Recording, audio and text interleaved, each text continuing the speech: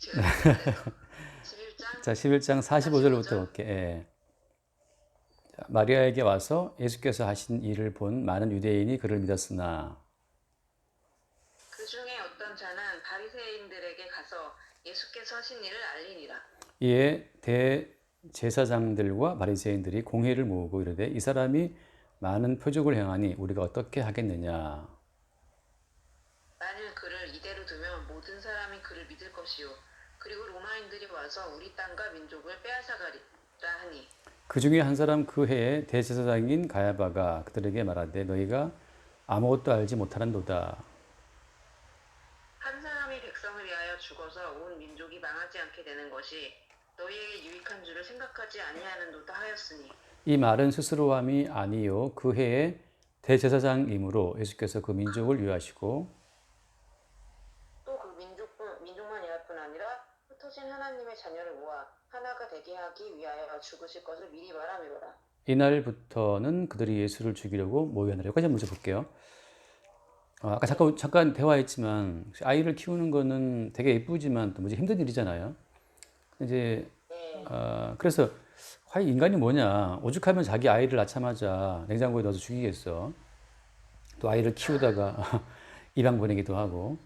그러니까 이상적으로 생각할 때는 정말 자식이 예쁘다고 생각하지만 막상 키워보면 이게 인간 실존이 그러니까 자기 몸 위주이기 때문에 자기 몸 생존이 가장 중요한 진리이기 때문에 감당하기 힘든 어떤 짐을 인간은 질 수가 없어요. 결국은 이제 자식까지 버리든지 죽이든지 하는 거지. 그래서 그 인간이 과연 뭐냐? 인간이 어떤 존재이기에 자기가 낳은 자기 아들을 자기 아이를 죽일까? 그지? 인간은 어떤 존재이기에 사랑하는 가족을 죽이잔 말이지. 그래서 인간이란 뭐냐라고 하는 그런 어떤 존재 규정 자체는 인간 스스로 내릴 수가 없는 거지.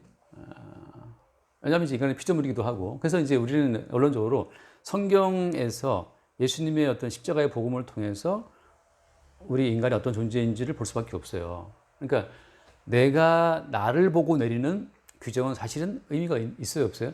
이게 없는 거지. 예, 기분 좋을 땐 다 좋지. 또 돈이 많을 땐 다 좋아요. 근데 돈도 없고 힘도 없고 내 몸도 아프고 할 때 다 귀찮아. 예, 남편도 귀찮고 다 귀찮아요. 그래서 그러면 성경에서 인간을 뭐라고 말하느냐? 오늘 말씀이 그 말씀이거든. 오늘 말씀에 그 50절 말씀 한번 다시 읽어볼래요? 50절. 한 사람이 백성을 위하여 죽어서 온 민족이 망하지 않게 되는 것이 너희에게 유익한 줄을 생각하지 아니하는도다. 자, 이 이야기는 누가 한 이야기예요? 대제사장인 가야바가 한 말이거든. 대제사장인 가야바 때 예수님이 이제 죽임당하셨는데 대제사장으로서의 가야바가 한 말이에요. 이 말은 어떤 말이냐면 한 사람이 백성을 위하여 죽어서 온 민족이 망하지 않게 되는 것이 마땅하다. 이게 유익하다. 이게 가야바가 한 말인데 근데 이 말 속에 사실 이 말은 가야바가 사용한 그 의미하고 하나님이 이 말씀을 갖고 인용한 의미하고 달라요. 그러니까 중의적인 의미야, 중의적인 의미. 중의적인 의미지만 아무튼 가야바 입장에서는 예수 하나 죽이 없어서 이스라엘 민족을 보존하자는 입장이거든, 지금. 근데 지금 가야바가 말하는 입장은 어떤 거냐면은, 거기 말하는 것처럼 공회라고 하는 거, 공회. 그러니까 산헤드리라는 표현을 쓰는데, 공회. 거기 47절 말씀 나오잖아요. 이 대제사장들과 바리새인들이 공회를 모으고 한단 말이지. 이 공회라고 하는 여기에서 이스라엘의 행정, 사법 다 결정이 돼요, 대부분. 사형 집행은 로마 총독이 하지만 상당한 자치권을 로마 제국이 이스라엘에 이제 부여해주고 있었는데, 그래서 이스라엘의 모든 행정, 그 정치, 사법의 중요한 일들이 다 이 공회에서 결정됐단 말이지. 지금 오늘 이야기에 보면 처음으로 공회가 예수를 죽이기로 결의를 해요. 그러니까 공식적으로 예수를 죽이기로 가결한 것은 이때가 처음이야. 아무튼 그래서 그 공회의 의장이 누구냐? 대제사장이거든. 공회의 의장 한 70명쯤 된다 그러는데 산헤드린 71명인가 돼요. 71명인가. 대부분 이제 대제사장 그룹들이 다수파고 바리새인이 소수파야. 그러니까 이 제사장 가문들하고 사두개인들이지. 사두개인 가문이 중심이 되는 대제사장 쪽이 산헤드린 공회에서 다수파를 차지하고 있고, 그다음에 바리새인들이 소수파예요. 근데 로마 입장에서는 이 공회를 통해서 이스라엘을 통치한 거지 말하자면 공회의 어떤 권위를 세워줌으로 말미암아 상당한 그 자율권을 줌으로 말미암아서 로마는 손 안 대고 코 푸는 식으로 사내들인 공회를 통해서 이스라엘을 통치하고 있었단 말이지. 그러니까 지금 이 가이바의 말은 뭐냐 하면은 예수라는 사람이 시끄럽게 일을 일으켜서 민중을 동원하면 로마와의 지금 힘의 균형점이 지금 사내들인 공회인데 공회까지 권위를 잃어버리게 되면 이스라엘 민족을 대표하는 기구가 사라지게 되니까 그럼 로마가 와서 이스라엘을 다 망하게 할 수 있다. 그 말이거든 지금. 그 말이 지금 그 말이에요. 48절 말씀. 만일 그를 이대로 두면 모든 사람이 그를 믿을 것이요. 그리고 로마인들이 와서 우리 땅과 민족을 빼앗아 갈 것이다. 그러니까 지금 사내들인 공회, 사두개인들, 대제사장들과 바리새인들은 자기들이 이스라엘의 권력의 중심점이 되어서 로마와의 균형을 잘 잡아서 이스라엘을 지금 이렇게 유지하고 있는데 예수라고 하는 어떤 급진적인 인물이 나타나서 이 어떤 시스템을 파괴해 버리면 로마가 와서 힘으로 우리 민족을 줄 것이다. 지금 그걸 염려하고 있는 거야. 그래서 결국은 이제 이 가바의 말은 예수라고 하는 이 말썽장이를 제거함으로 말미암아서 기존에 있는 모든 시스템을 그대로 유지하자는 거지. 로마와의 관계를 공회가 잘 이렇게 컨트롤함으로 말미암아서 안정적인 이스라엘 사회를 유지하자고 하는 것이 가야바의 핵심적인 이야기예요. 그러니까 지금 가야바가 쓸 의미, 응? 한재물이요. 응, 재물이요, 재물. 그렇죠. 그러니까 지금 가야바의 말은 결국은 기득권 유지지. 공회를 중심으로 한 자기들의 세력을 키우자 하는 것이 지금 자기들의 이 통치 하에서 안정적인 이스라엘, 그것이 지금 이 가야바의 말의 핵심이란 말이야. 근데 어때요, 예수님께서는 응. 근데 이 상황이요, 지금 우리나라 상황 같아요. 그렇죠, 비슷하죠. 예. 예, 나중 좀 더 얘기할까요? 어쨌거나. 어쨌거나 어디에서나 아무튼 간에 사람 목숨은 아무것도 아니고. 아무것도 아니에요. 예. 전체주의. 예. 기존의 어떤 세력, 기존 시스템을 유지하는 것이 목적이지, 이들의 목적은.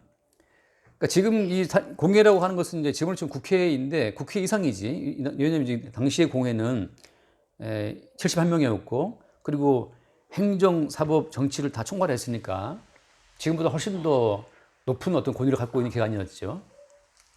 근데 그 뒤에 말씀이 결정적인 이야기, 51절 말씀이 한번 읽어봐요. 51절에 이 말은 스스로함이 아니요 그의 대제사장이므로 예수께서 그 민족을 위하시고 그 다음에 그 민족만 위할 뿐 아니라 흩어진 하나님의 자녀를 모아 하나가 되게 하기 위하여 죽으실 것을 미리 바람이거든요. 네, 하나님께서 가야바의 말을 통해서 하나님은 예수 그리스도를 대속제물로 삼아서 자기 백성을 구원하실 것을 말씀하고 있는 하나님의 어떤 구원 계획을 말씀하고 있는 거예요. 대제사장은 자기 생각대로 말을 뱉었으나 하나님은 어때? 그 말을 통해서 하나님이 하고자 하시는 어떤 구원의 계획을 말씀하고 있는 거지. 그러니까 결국은 인간이 하는 그 모든 말은 자기들의 뜻대로 그 말을 이룰 수가 없어요. 그래서 성경에서 그런 말 하잖아. 인간을 안개라고, 안개. 인간이 안개라고 하는 이유는 인간이 어떤 말과 의지와 인간의 지혜로 이룰 수 있는 일은 아무것도 없어요. 모든 것을 이루신 분은 주님이거든. 그냥 사람들은 말을 할 뿐이야. 근데 그 말을 이루시는 분은 주님이에요. 그래서 이제 처음에 했던 말처럼 인간이란 무엇이냐? 인간이라고 하는 것은 어떤 존재냐 하면은 죄 없는 분이 인간의 모든 죄를 지고 십자가의 죽임을 당함으로 구원받게 되는 존재야. 그 말은 무슨 말이에요? 어떤 인간도 자기 자신의 의로움으로 구원될 수 있다 없다? 구원될 수 없다는 거지. 그러니까 바꿔 말하면 모든 인간은 죄인이란 뜻이에요. 자기 스스로 자기의 구원을 이룰 수 없는 죄인이라고 하는 거지. 그러니까 죄인이라고 하는 그 양상 어때? 죄인이라는 그 양상은 다양하게 이루어지거든. 우리가 잠깐 유아이단 이 말을 했지만 성경에 보면 나오지. 성경에 보면 무슨 말이 나와요? 내가 한번 읽어볼게. 이거 잡아먹는 거. 그 엄마들이 아기를 잡아먹더라. 그게 레위기에 예언된 말씀이고 열왕기서에서 이루어지는 내용인데 그런 말씀을 왜 하시는 거야? 너희 인간들은 대책이 없다.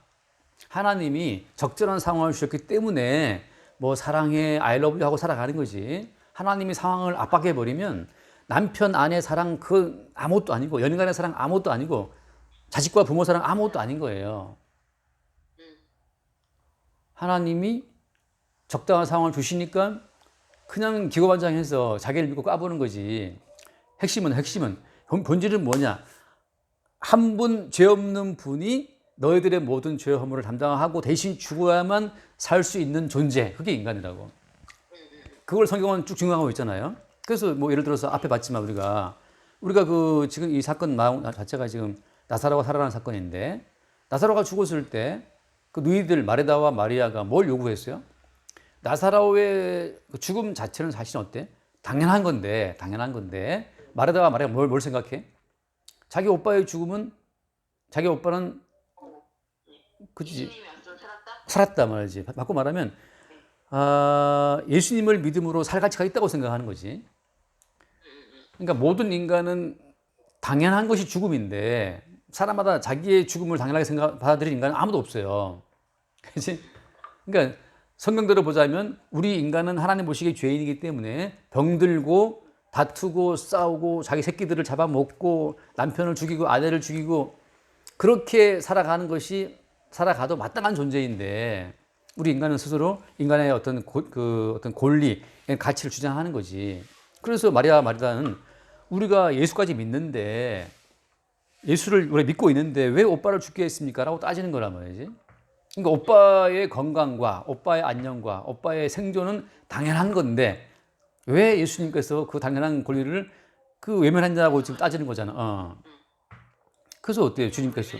네. 예수님은 일부러 지체해서 오시는 것을. 왜? 나사로가 죽도록 말이에요. 죽도록. 그러고 나서 어떻게 됐어요? 나흘이 지나 막 냄새 나는 상황까지 가게 된 거지. 그러니까 모든 인간은 사랑하는 오빠지만 죽어서 냄새 나는 오빠를 어떻게 할 수 없잖아요. 그지? 그러니까 인간이 아무리 사랑한다 하더라도 죽음 속에 들어간 자를 끄집어낼 수 있는 인간은 없어요. 내가 아무리 애들을 사랑해도 얼마 전에도 우리 전동희 집사님 평목항 갔다 왔죠. 평목항 가서 세월호 갔다 왔다 그러시는데 평목항 가서 세월호 아이들을 볼 때 내가 아무리 아이들을 사랑해도 내가 사랑하는 아이들을 내가 죽음에서 끄집어낼 수는 없거든. 그게 인간의 한계인데 자꾸 인간들은 자기의 사랑으로 자기의 아이들을 행복하게 할 수 있다고 착각한단 말이지. 그게 착각이라고, 착각. 그래서 예수님께서는 그 죽어서 나흘이 되어서 부패해서 냄새나는 그 나사로를 살려내신 거지. 아무도 어떤 인간도 자기의 사랑하는 어떤 가족을 살릴 수는 없다. 모든 인간은 자기의 죄를 짊어지고 자기의 죄로 말미암아서 고통받다가 죽고 지옥 가는 거예요. 그게 이제 성경에서 말하는, 자, 다시 말해 볼게요. 하나님께서 인간을 구원하는 방식 속에 뭐가 들어있어? 인간이라는 어떤 존재인지가 들어있는 거야. 마찬가지죠. 지금 지온이를 키우면서 지온이를 키우는 방식 속에 뭐가 들어가 있냐 하면 지온이가 어떤 존재인지가 들어가 있는 거예요. 지원이요? 응. 엄마나 아빠의 보호 없이 지온이는 살 수 없어. 그러니까 예수 그리스도의 대신 죽으심 없이는 아무도 구원받지 못해요. 그러니까 하나님께서 인간을 구원하시는 방식 가운데서 인간에 대한 존재성이 들어있는 거지. 모든 인간은 죄인이기 때문에 스스로 구원에 이를 수 없다라고 하는 인간의 어떤 존재에 대한 정의가 하나님의 구원 방식에 들어있는 거예요. 그래서 어떤 인간도 하나님께서 율법을 지키고 말씀을 지키는 과정을 통해서 구원에 이르도록 허락하신 인간은 아무도 없다는 거지. 그게 대제사장 가야바 말에 들어있는 거예요. 한 사람이 백성을 위하여 죽어서 온 민족이 망하지 않게 되는 것이 유익하다. 이 말씀은 어때? 대제사장 모르고 자기가 얘기하게 되는 거죠. 오케이. 예, 맞아요. 그러니까 예를 들어서 그 당나귀가 말했잖아. 당나귀가 발람에게 말했는데 당나귀가 뭘 알고 말했겠어요? 알고 말한 게 아니지. 그러니까 모든 인간은 그냥 떠드는 거야. 그동안 주입된 어떤 지식에 떠들고 있지만 그 모든 말을 이루시는 분은 주님이라고. 그래서 내가 늘 하는 말처럼 인간에게 어떤 원인은 없어요. 모든 인간은 불어오는 바람에 휘둘리는 어떤 나뭇잎처럼 그의 지시로 말았다고 생각하지만 사실은 어때? 주께서 그로 하여금 말을 하게 하신 거라고. 그래서 인간의 자율성이라고 하는 것이 치매 오면 사라지잖아요. 죽으면 사라지고 말이 많아도 결국은 죽으면 아무 말도 없거든. 근데 계속 인간은 뭘 믿지 못하냐 하면은 인간의 주체가 되어서 뭔가 하나님 앞에 나갈 수 있다는 생각을 갖고 있는 거라고. 그렇지 않다는 거죠. 이 말은 스스로 함이 아니요 그 해의 대제사장이므로 예수께서 그 민족을 위하시고 그래서 미리 말합니다. 미리 말합니다. 결국 예수님께서 모든 인간의 죄를 대신 짊어지고 죽으실 것을 미리 말씀하신 거거든. 결국은 대제사장 가야바 예수를 죽이려는 자들을 통해서 주님께서는 주님의 어떤 구원 계획을 말씀하고 있는 거지. 그래서 결국은 뭐예요? 인간은 살아가면서 뭐를 어떤 뭐랄까 존재성을 유출할 수밖에 없어요. 살아가면서 왜 한 사람 예수님이 죽으심으로만 구원되는지를 계속 우리는 어때? 인생 살아가면서 그걸 알게 되는 거예요. 고백하게 되는 거고. 내 아이지만 힘들 때는 짜증내고 정죄하거든. 야단치고. 그래서 사실은 자식한테 상처를 제일 많이 끼친 자는 누구예요? 엄마죠. 엄마예요. 가족이 가장 상처를 많이 끼치거든. 네. 또 뭐. 하지 않는 말을 어. 보고.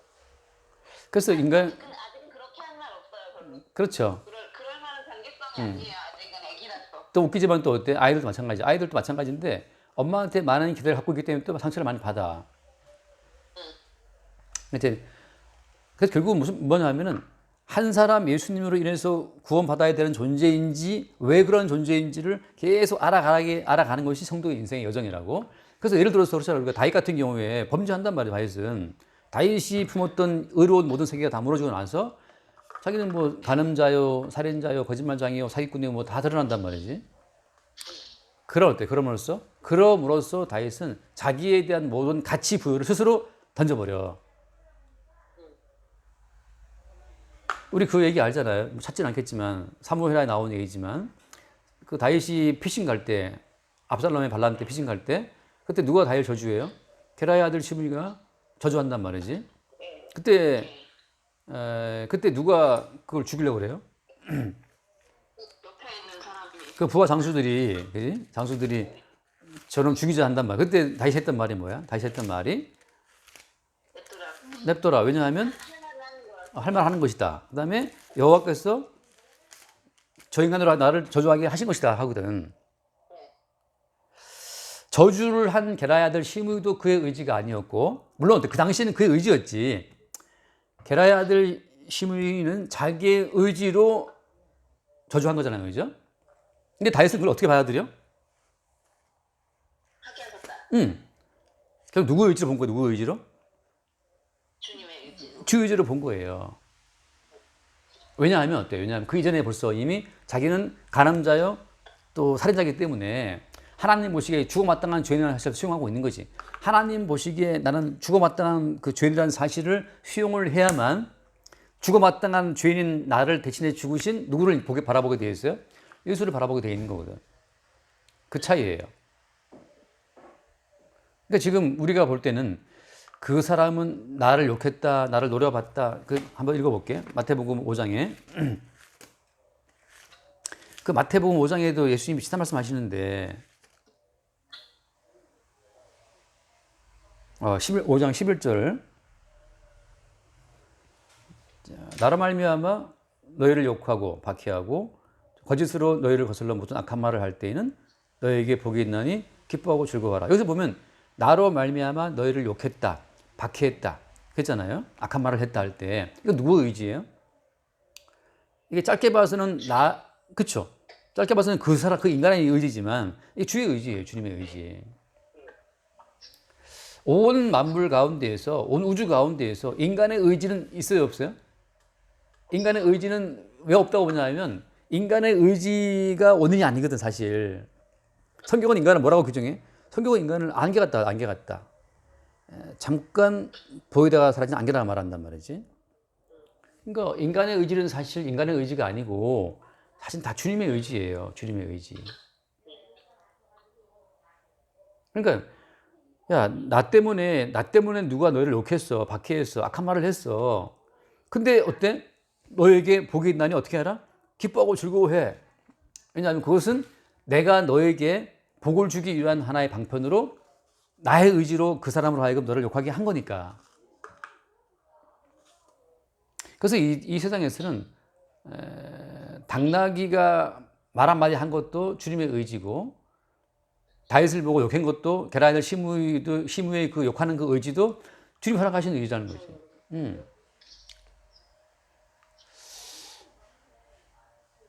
그럼 어때? 그렇게 되면 어때? 온 세상 가운데에서는 주님의 의지로만 충만한 세상이에요. 온 우주 만물은 주의 의지로만 충만해. 주님의 뜻과 주의 의지로 충만할 때 그때 우리가 무슨 기도가 나오게 돼요? 하늘에 계신 아버지여 뜻이 하늘에서 이룬 것 같이 어때? 땅에서 이루어지이다. 땅에서 이루어지이다. 그때 어때? 우리는 이 모든 것이 주님의 의지의 어떤 실현이라는 그 사실을 받아들이는 것이 그 주기도문의 내용이지. 근데 어때? 주님의 의지를 보지 않을 때 우리는 보이는 인간을 보게 되죠. 저 인간이 나를 욕했다. 저 인간 나를 박해했다. 라고 이제 그 인간에 대한 어떤 복수심을 불태우는데 사실은 뭐 때문이에요? 사실은 뭐야? 주님의 의지예요. 주님의 의지. 우리를 그리스도 예수의 십자가의 고난의 길에 밀어 넣으시는 십자가의 어떤 우리를 끌어들으시는 주의 의지라고 하는 거지. 그래서 오늘 그 요한복음 11장에서는 드디어 이제 이 산헤드린, 이 공회가 예수를 죽이려고 모의를 하는데 이 모든 건 다 누구의 의지예요? 결국 주님의 의지예요. 한 사람 예수 그리스도에게 자기 백성의 모든 죄의 허물을 다 짊어지워서 속죄의 제물, 화목제물로 죽게 함으로 말미암아서 자기 백성들의 모든 죄를 용서하는 구원하신 하나님의 계획에 하나님의 그 구원 계획에 지금 어떤 실현 과정에 있다고 하는 거지. 거기에 누가 동원된 거예요? 거기에 공회까지 동원된 거예요. 공회. 그래서 우리가 우리의 삶을 걱정, 염려할 필요가 없는 것이 사실은 어때? 주님께서 주님의 의지로 우리 인생을 어떻게 통치하고 있는 중이기 때문에. 그래서 어때요? 악한 자들은 열심히 악한 일을 한다고 지금 이 공회원들처럼 잠깐만 말씀을 얼른 보고 잠깐 그 요한계시록 22장을 보면 요한계시록 22장에 요한 20장 10절 말씀 볼까요? 10절 11절 내가 볼까요? 또 내게 말하되 이 두루마리의 예언의 말씀을 임봉하지 말라 때가 가까우니라. 그 다음에 11절 말씀인데 불의를 행하는 자는 그대로 불의를 행하고 더러운 자는 그대로 더럽고 의로운 자는 그대로 의를 행하고 거룩한 자는 그대로 거룩하게 하라. 이게 무슨 이야기예요? 애초에 하나님이 그죠? 창세 전에 그리스도 안에서 택하신 그 택하심의 그 모든 하나님의 그 의지와 계획을 실행하시는 과정일 뿐이거든. 공회원들은 그 공회원들, 사두개인, 대제사장들과 바리새인들은 그대로 불의를 행하는 거예요. 하나님의 모든 그 경륜 가운데 하나의 그 날줄과 시줄로서 그냥 동원되고 있는 거라고. 그래서 그대로 불의를 행하고 그대로 더럽고 그다음에 그대로 의를 행하고 그대로 거룩하게 하라. 그러니까 성도의 모든 의로움과 거룩함이라고 하는 것은 십자가에 대신 죽으신 예수님으로 인해 주어진 거거든. 중요한 것은 아까 말한 것처럼 하나님의 구원 방식 속에 뭐가 들어있다? 하나님의 구원 방식 속에 인간에 대한 존재 규정이 들어있어요. 어떻게 들어있는 거야?